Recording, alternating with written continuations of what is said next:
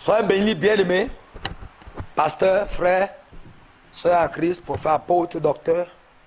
Que la grâce du Seigneur soit avec vous. Au nom de Jésus.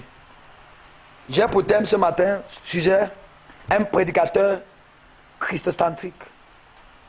Le texte est tiré dans Acte 8, 34 à 39. Et le thème, certains effets d'être christocentrique. Acte chapitre 8. L'unique dit à Philippe, je t'en prie, à propos de qui le prophète dit-il cela? Est-ce à propos de lui-même ou de quelqu'un d'autre? Alors Philippe prit la parole en partant de ce texte d'écriture et il a annoncé la bonne nouvelle de Jésus. Quand lui continuait le chemin, il s'arrêtait à un point d'eau. L'unique dit, voici de l'eau, qu'est-ce qui empêche que je sois baptisé? Philippe dit, si tu crois de tout ton cœur, c'est là pour ce. L'unique répondit, je crois que Jésus-Christ est fils de Dieu. Il fait arrêter le char. Philippe et l'unique descendent tous deux dans les eaux. Et Philippe baptisa l'unique. Quand il fut sorti de l'eau, l'Esprit du Seigneur enleva Philippe et l'unique ne le fit plus. Il poursuivit sa route, tout joyeux. Amen. Amen. Nous allons voir ici que le livre des Actes, des apôtres, le but, rencontrer avec exactitude la naissance, le développement de l'Église. Le livre est écrit par Luc, un médecin d'origine non juif, le compagnon de Paul, son compagnon de service. Nous allons voir ici Acte chapitre 8. Brièvement parlant, en haut parle Philippe était à Samarie, prêchait. Et l'ange lui a parlé à partir du verset 26, qui part sur le chemin désert, il y a un homme là assis. La Bible dit que dès qu'il est arrivé là, l'esprit l'a soufflé, avance. Regarde ce qu'il fait. Et qu'il a prêté attention sur l'unique. Qui était l'unique? L'unique, c'était le ministre des Finances de la reine d'Éthiopie. Il était quitté en Afrique pour venir en Jérusalem pour adorer. Et la Bible dit que, à cause de qu'il était unique, vous savez dans la loi dans Deutéronome 23, 1 ou 2, ça veut dire qu'une personne castrée ne pouvait être dans l'assemblée des saints. Et la Bible dit que lui, il est resté pour adorer loin de Jérusalem. À Jérusalem, mais pas autant. Il était à distance pour adorer. Et l'Esprit a soufflé à Philippe et allé vers lui. Et dès que Philippe est arrivé, nous allons voir ici, qu'est-ce que ça veut dire être christocentrique? Être christocentrique veut dire être focalisé sur Christ. Parler seulement combien Christ. Communiquer, parler de Christ. Être focalisé sur Christ. Dans notre génération, on n'est plus christocentrique. Et on parle sur eux-mêmes. Et on parle sur leur vie. Et on parle de leurs pasteurs. Et on parle de leurs apôtres. Et on parle de leurs papas. Et on parle de leurs pères. Mais nous voulons parler de Jésus. Nous voulons parler de Christ, l'homme de Galilée, Jésus de Nazareth. Quand les effets d'être certains effets d'être christocentriques, quand on est christocentrique, première chose qui se passe, certains effets d'être christocentrique, prédicateur christocentrique. Nous allons au verset 1. Le premier point se trouve au chapitre 8, verset 35. Nous allons là alors tirer notre premier point. La Bible dit que alors Philippe prit la parole en partant de ce texte de l'Écriture et il annonça la bonne nouvelle de Jésus-Christ. La bonne nouvelle de Jésus-Christ. Philippe a pris la parole en partant de ce que l'unique lisait, qui parlait d'Isaïe. Il allait de là, il expliquait de l'agneau. C'est un conte d'Isaïe. Celui-ci fut livré comme un agneau livré à la boucherie, dans son humiliation. Nous lisons Isaïe, on comprend ça là-bas dans Isaïe. La Bible dit que, paraît que ici, c'est le verset là qu'il lisait. Et Philippe est allé de là, dans ce contexte, lui parlant de Christ. Il partant de l'Éternel pour lui présenter la bonne nouvelle de Jésus-Christ. Quand un prédicateur est christocentrique, Christ est connu, Premier point, Jésus-Christ est connu. Tu présentes Jésus. Dans notre génération, on ne présente plus le Maître. Il ne présente plus notre Seigneur. On ne présente plus Jésus. Il ne connaît pas ce que tu présentes. Il ne connaît pas qui tu présentes. Mais présente Jésus. Présente le Maître. Pour que le Maître soit connu, il faut que nous soyons christocentriques. Il fallait que nous soyons christocentriques. Nous sommes des prédicateurs christocentriques. Quand tu es christocentrique, Jésus qui est connu. Ce n'est pas toi qui es connu, mais Jésus est connu. Mais Jésus est vu. Mais Jésus est connu, il est vu. À nos jours, nous ne comprenons plus Jésus dans les prédications. On ne voit plus Christ dans les messages. On n'entend plus Jésus. Tout c'est nous. J'ai fait ceci. J'ai encore fait ceci. Présentons Jésus. Philippe lui a annoncé la bonne nouvelle de Jésus. Et quand tu es christocentrique, premier point, Jésus est connu. Jésus est connu. Pierre dit, c'est paralytique. C'est paralytique. C'est par la puissance de son nom. C'est Jésus-Christ que vous avez crucifié.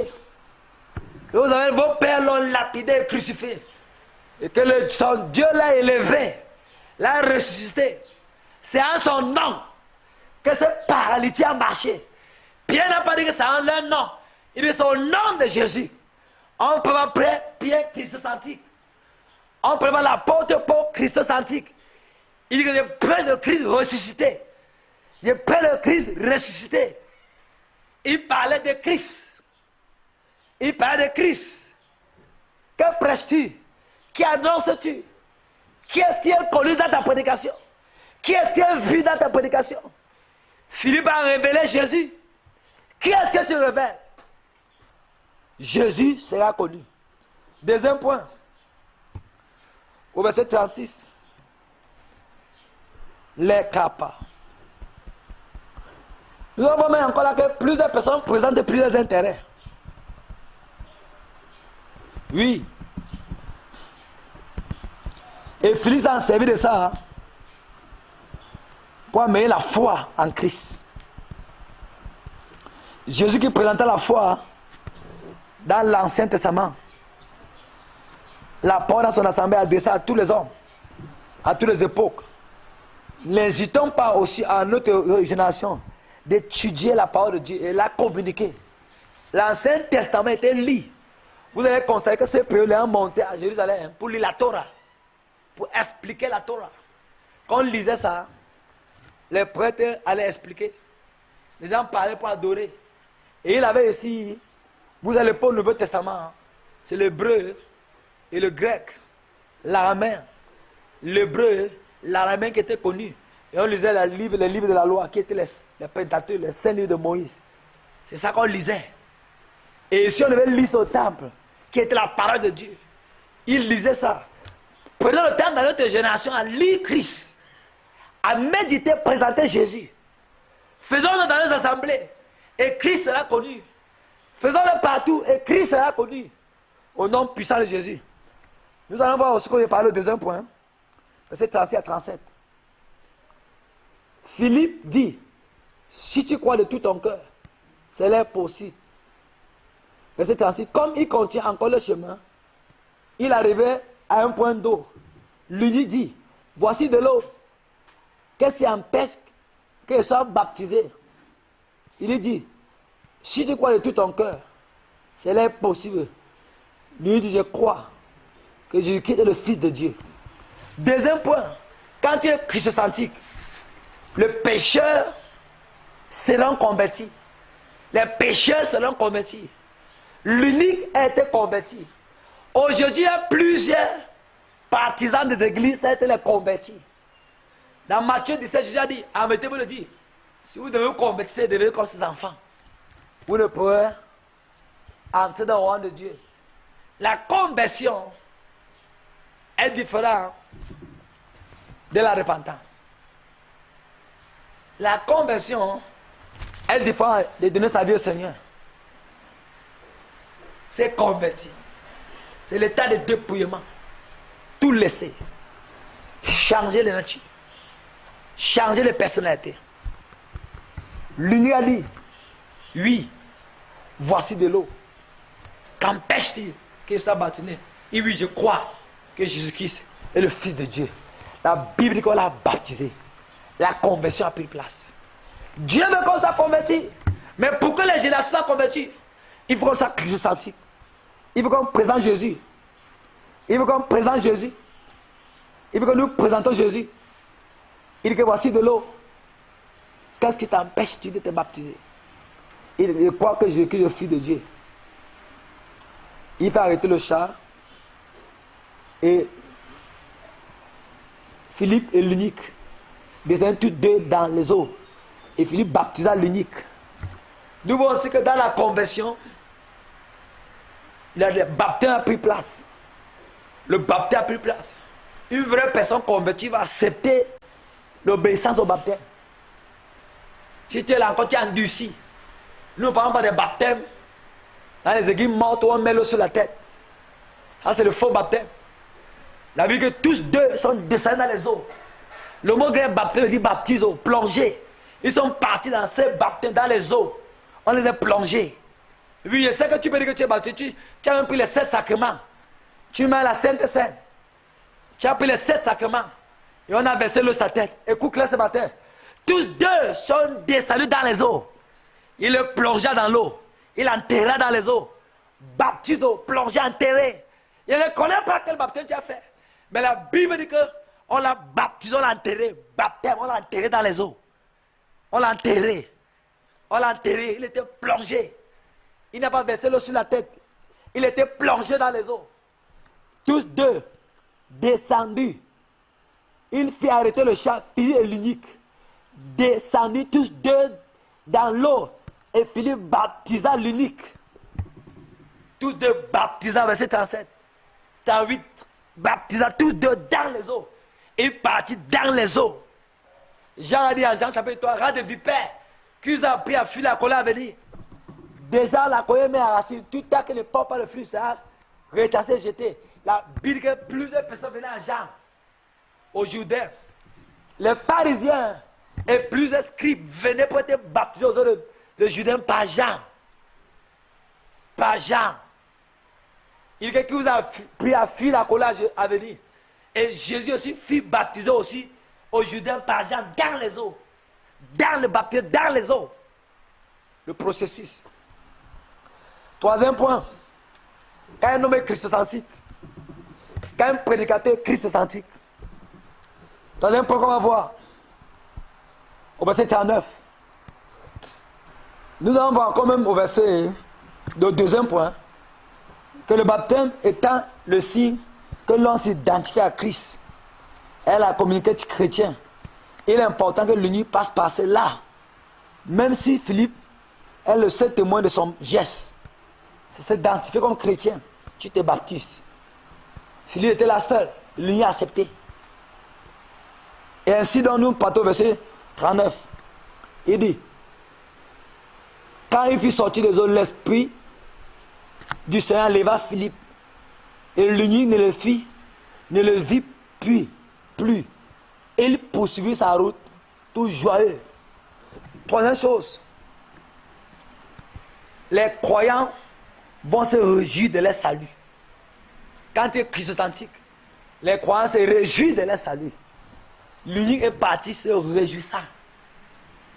Quand tu es christocentrique, les croyants se réjouissent du salut. Aujourd'hui, les gens n'ont pu rencontrer le Seigneur parce qu'on est présent depuis Jésus. Ils n'ont plus cette joie intérieure. Quand tu es christocentrique, les croyants deviennent joyeux de salut. Le salut apporte la joie, ça comble l'intérieur. Ça comble la joie et l'intérieur. Il est parti tout joyeux. Il est parti tout joyeux. Il est parti tout joyeux.